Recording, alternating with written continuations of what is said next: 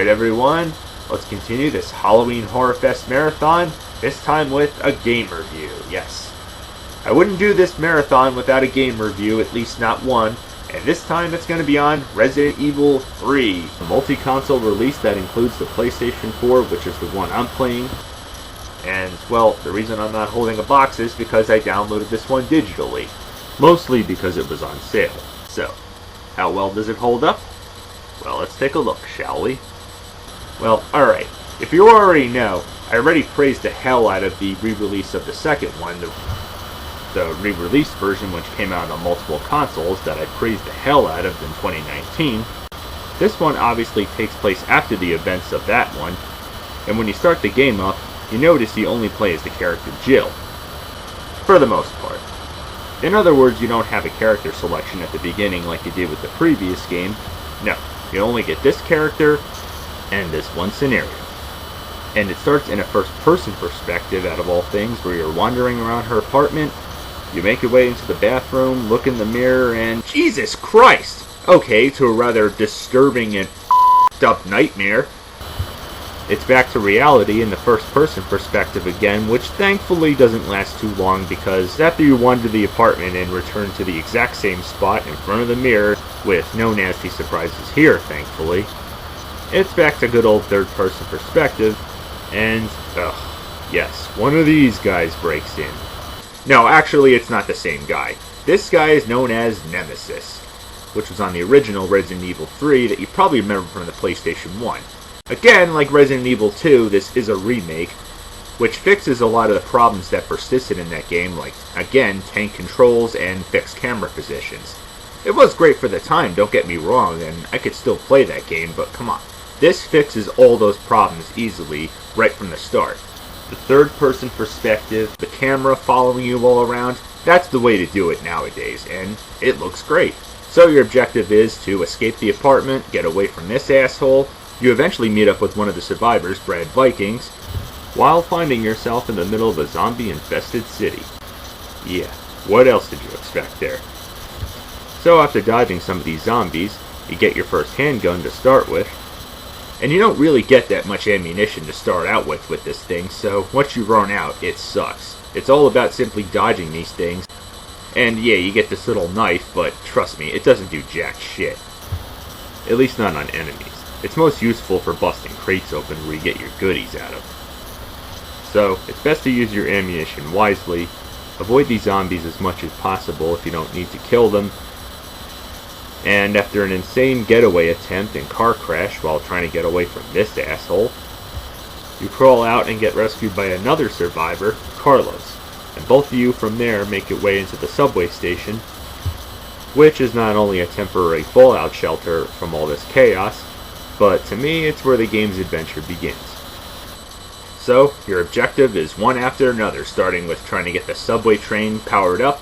To do that, you gotta make your way across this zombie-infested city once again. So to power the subway train back up, it's not that simple. To do so, you have to turn the generators back on. But before getting to that, you have to put the fire out. How do you put the fire out? With the fire hose. You have to go find it, and then when you find it, you have to attach it to the fire hydrant, and then put the fire out to make your way through. Then you got chained up doors. How do you break through these? You gotta find the bolt cutters. Get the bolt cutters, break and make your way through the gate.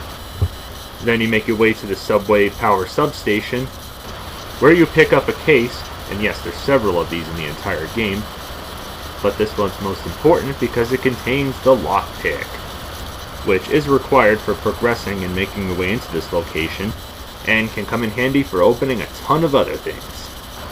But in here, you need to turn the 4 breakers on, while navigating through this disgusting looking goo-infested maze crawling with zombie blood-sucking insects. Yeah, trust me, shoot them and don't let them get near you. Or infect you with your poison, because then it really sucks. You're all disoriented, and the only way out of this whole funk is with using the herb. Yep, the herbs make a return in this game. The green ones, which you can use by themselves, or mix them with another green one or a red one. And of course the red ones are pretty much useless by themselves. You also get the return of first aid spray bottles, and different types of gunpowders that you put together and make different types of ammunition, depending on which ones you use and mix together. And as for weapons, as I mentioned before, you start out with a simple handgun, pretty basic, does the job for what it can do. It at least does better damage on enemies than that shitty little hand knife, as I mentioned before, yet again. After you get off and make your way out of the subway station, you get the assault rifle, which is a basic machine gun, does a lot better damage than that little thing. You get more weapons as you progress further on in the game, which I will mention, and one of them, after getting the bolt cutters, you can break in and get the shotgun. Hell yeah, now that's what I'm talking about right there. There's also attachments for these weapons that makes using them a hell of a lot easier as you go along, if you know where to find them, that is. And yes, the safes and lockers make a return, which require combinations, but once again, I'm jumping the gun here. And getting back to weapons, you also get grenades too. To start out with, you get the basic explosive ones. And not to jump the gun a third time, later on you get flash grenades, which only are good for stunning enemies. You also get the return of save points and storage bins because, like the previous games, you have a limit to how many items you can carry on you. And again, as you progress further on in the game, you get pouch upgrades, which allows you to carry more items on you, so I'd say that makes things much easier right there. Whew. But anyway, you turn on all the breakers, which turns the power back on, and then you got this bastard to deal with. And yes, I know he's not the same guy from Resident Evil 2, the Tyrant, but he sure reminds me of him quite a lot. Because he's always on your ass, and your weapons don't do jack shit to him. The most you could do is just slow him down and stun him. But it won't last very long because he'll be back to resuming his reign of terror on you. I mean, he freaking slams you, grabs you, and even throws out his freaking long extendable arms. I mean, come on. But you gotta avoid him the best you can and make your way into the subway control room, where you have to solve a puzzle to get the train working again. Ugh, God, I suck at these. But thank God we have the internet to help us cheat our way through this, because honestly, I don't think I'd ever be able to solve this on my own. But once you do, you have the train powered back up and ready to go, and it's back to the subway station. Well, after taking out these new type of zombies that this asshole summons, and it almost looks like their heads are covered with the face huggers from the Alien franchise. And yeah, these suckers can be pretty deadly, so you gotta really use deadly force on them as well. But after you take them out, it's all aboard! Well, you think, but nope, this asshole makes his way through, delaying your train ride, forcing you to escape him once again, making your way into the sewers. Jeez, haven't seen that before in a Resident Evil game. Again, do I need to say that this is not exactly a riveting location, but it is fitting for this type of genre, especially in this franchise. You got some new enemies to fight, these big-ass alligator fish hybrid looking things, where if you don't shoot their weak spot, which is the inside of their mouth, quick enough, Jesus Christ, they just gobble the shit out of you. Literally. I mean, wow. So, you gotta be quick to take these suckers down. The magic number 3, shoot them on the inside that many times and they're down. It's just you keep getting so many of them and you gotta back up. You can't get too close to them, otherwise you end up as their lunch right there. So again, another maze, having to make your way through all these doors. Some of them you can't open unless you have these power pack things to open them from one side, and then there's doors that are locked on one side, and once you unlock them from the other, you can go through them both ways. You got ladders you can bring down from the top that creates easy shortcuts. Oh, and the newest weapon you acquire in here, the powerful as grenade launcher. Yeah, now we're really talking. Because this bad boy uses not one, not two, but 4 different types of grenades that you can use on enemies. I mean, wow.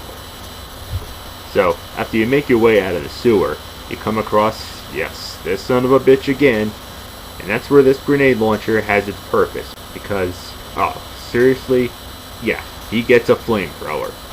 So, you gotta make your way inside and up this skyscraper building that's under construction. You climb all the way to the top as he goes pyro on that building.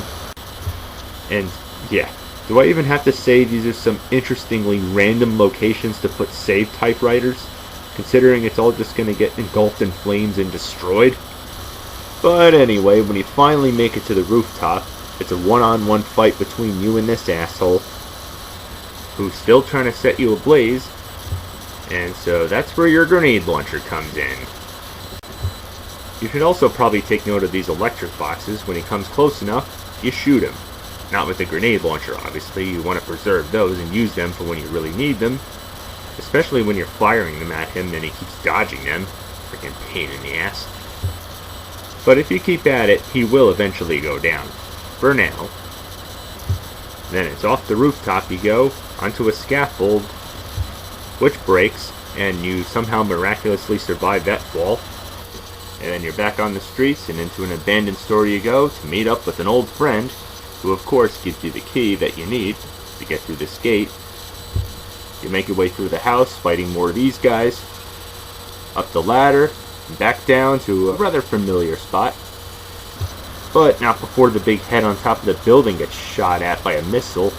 It comes rolling down, giving you barely enough time to escape it, almost like something out of the scene from Raiders of the Lost Ark. And it was all the works of this guy. Yes. This time he has a laser pointer rocket launcher. Shit. I mean, wow. So, you have to escape him and all the missiles he fires at you. And with the help of your friends, thankfully, you finally make it down to the subway train, which does leave the station, but not long before he stows away and cuts the ride short. The game shifts to, well, the first time you're playing as another character, Carlos.